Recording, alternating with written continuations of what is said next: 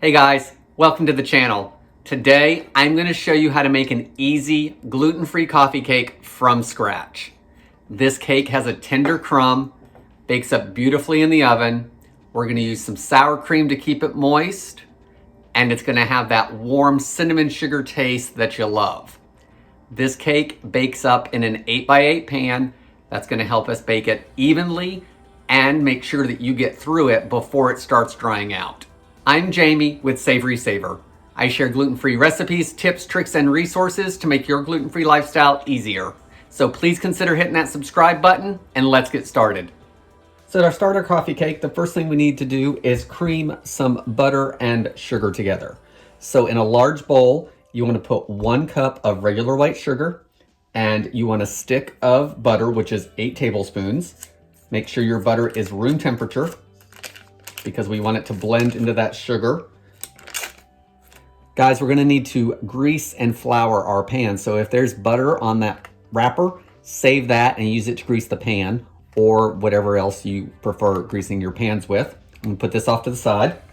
We want to cream our butter and our sugar together. You can use a hand mixer. I find that it's easier to do it by hand just because I feel that I can blend it better than the mixer can. The butter and sugar get stuck in the beaters and then I'm cleaning them out. So I am gonna use a hand mixer for part of the recipe, but for creaming the butter and sugar together, I'm gonna do it by hand. So you just wanna incorporate everything. And if your butter is soft, it'll just take a couple minutes. And see how it's mashing in there. So we wanna do that until everything's completely blended and the sugar starts to dissolve.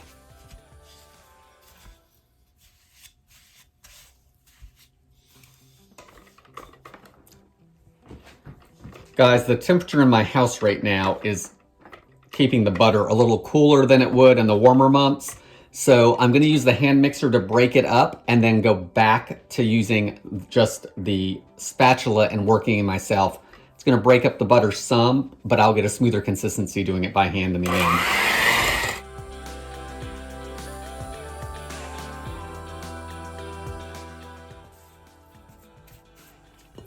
Guys, once everything is creamed together, it'll come together basically as one piece of butter and sugar again. It's pretty sticky. It all clings together to itself, and that's when you know you're ready to move to the next step. So the next thing we want to do is we want to add 2 eggs, and I'm going to add them one at a time, and I'm going to beat the first one in completely before I add the second one.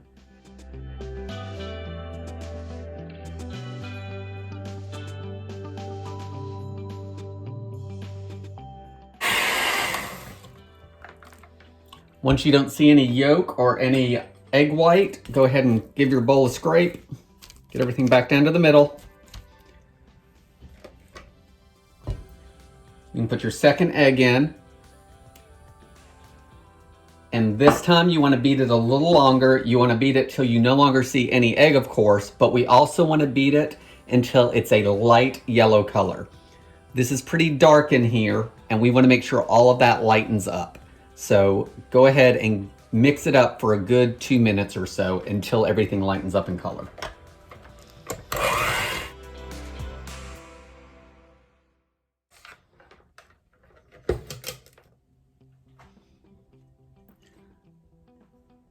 Everything is blended well and our butter and eggs and sugar are nice and light and it's fluffy. So now it's time to add one more thing to this before we get our flour ready. The final thing we want to add to this is 1 teaspoon of vanilla extract. There's half a teaspoon. There's a teaspoon. Let's give that a quick mix.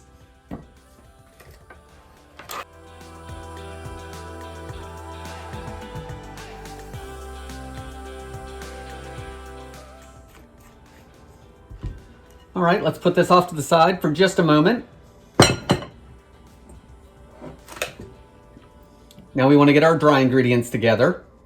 So in this bowl, I have 1.5 cups of King Arthur gluten-free measure for measure flour.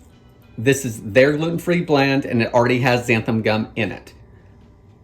I prefer this flour over using my own blend of flours, but if you want those ingredients that I've used, I will list those below as well. But I've found that the King Arthur blend, actually, the coffee cake tasted better with that flour blend than it did with mine.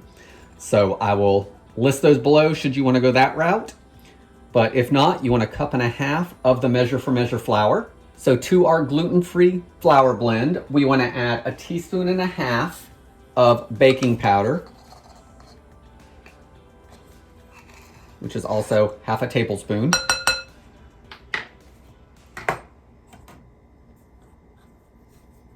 We want to add 1 teaspoon of baking soda. And now we want to whisk everything together. Now we put that off to the side. You want to get 1 cup of sour cream ready to go because we're going to put that into our mix. And you can use full fat or low fat. I've used both. They both work great. So whichever you prefer, go ahead and use that. Let's also get our pan ready to go so we can pour everything into it. Again, I'm using an 8x8. I've greased the pan, and we're also going to put a little bit of flour in it to make sure that everything comes out nicely. So I'm just going to take my gluten-free flour,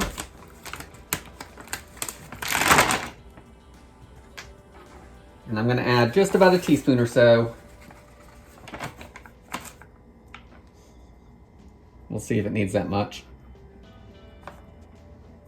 And if you didn't want to use your Measure for Measure or your gluten-free flour blend, you could certainly just use a little bit of rice flour. That would work. And then you want to coat your pan. And guys, there's maybe 1/2 teaspoon, if that. It's probably 1/4 teaspoon of flour left in the bottom. I'm just going to dump that into my flour bowl. That way there we're not tossing it. And this is ready to go. So now let's get everything mixed together.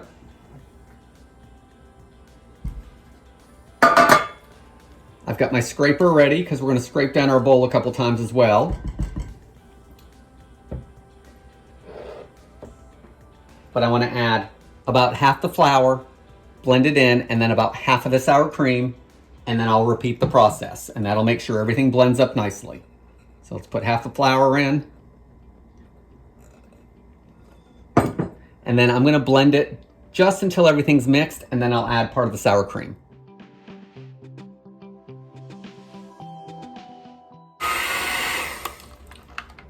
All right, you can see the batter's pretty thick. That's because there's a lot of starches in gluten-free flours, of course. That's fine. It will work itself out, and we'll be able to spread it into our pan. So let's scrape the bowl down.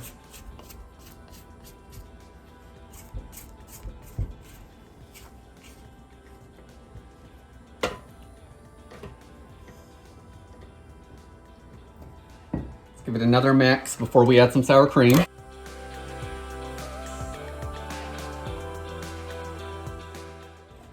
Now let's add about 1/2 of our sour cream.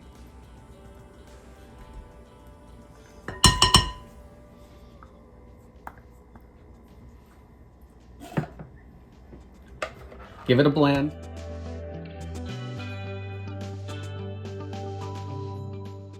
And guys, I don't mix it in totally, just until most of the white streaks are gone.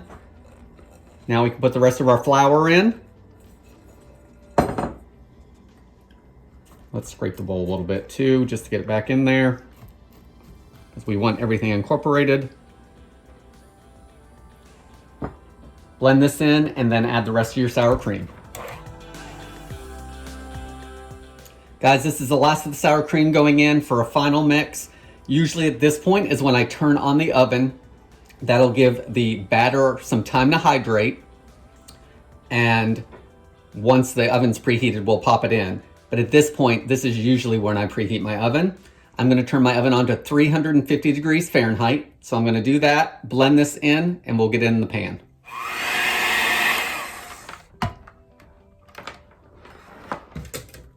All right, guys, our batter is done. It's nice and thick, and we can't have a coffee cake without some kind of topping. So usually I have my topping already on hand, already made, so I'm not going to mix any. we're simply going to use some cinnamon sugar. So if you want to make your cinnamon sugar from scratch because you don't have it, you want to take a quarter cup of white sugar and mix it with 1 teaspoon of cinnamon. And then that'll be enough for this recipe. I usually have cinnamon sugar mixed up, so I'm just going to use it out of here because it's going to make it real easy to just sprinkle over the coffee cake. So let's get our pan back. It's been greased and floured. And I want to take about half of this and spread it into the bottom of the pan. And this is a super thick batter, and of course does not spread as easily as batters with gluten in them because of the starches. So what you want to do is do a couple blobs or scoops or whatever you want to call it. Do a couple of those over the pan. That way there, it's already started for you as you spread it out, and it'll make it easier. It'll just take you a minute or two to work it in. You're not probably going to get it totally smooth, and that's okay. Guys, if you want to do chopped nuts on this, you could. You'd want to do about half a cup of pecans or walnuts chopped, and then you would just split it between the inside layer and the top layer. We're just using cinnamon sugar today. So now I'm going to take about half of that mixture, or your cinnamon sugar container if you have one already made, and I just like to coat the top of it, and I go pretty heavily, even though I don't necessarily mix it up on my own for each recipe.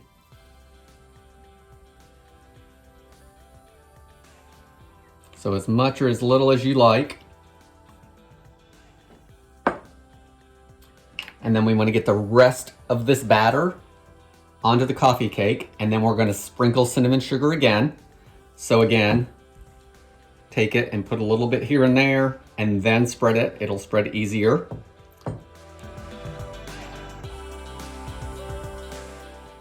Once you get that top layer spread on there, coat it again.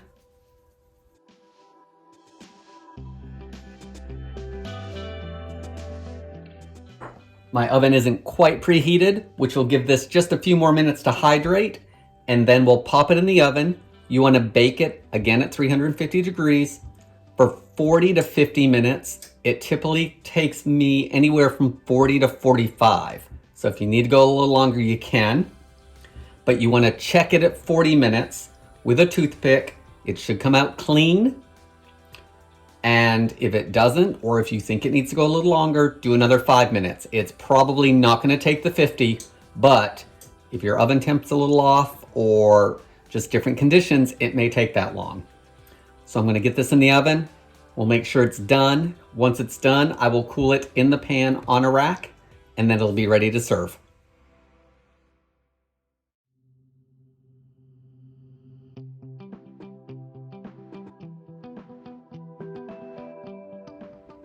So here's our finished gluten-free coffee cake that we made from scratch. As you can see, it's got a nice rise to it.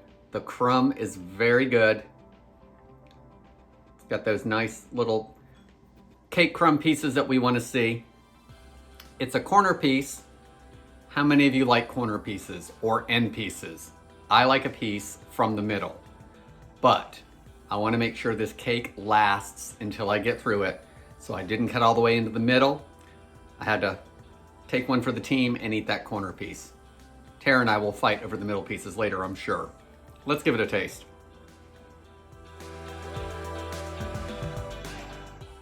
The cake is tender. It's got a great cinnamon taste to it. There's enough cinnamon on the top. You can add, chopped pecans or walnuts to the top if you want before you bake it. I do like using the King Arthur flour blend better than mixing individual flours together, but you could certainly do that. Again, I will leave that information below. Storing this coffee cake, you want to put it in an airtight container and store it on the counter. It'll last 3 or 4 days.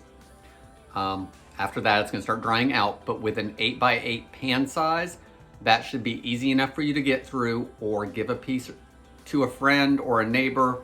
and that way there, you're gonna use it all before it really dries out. Guys, I hope you like this video. Please consider giving me a like and subscribing. I hope to see you back on the next one, and thanks for watching.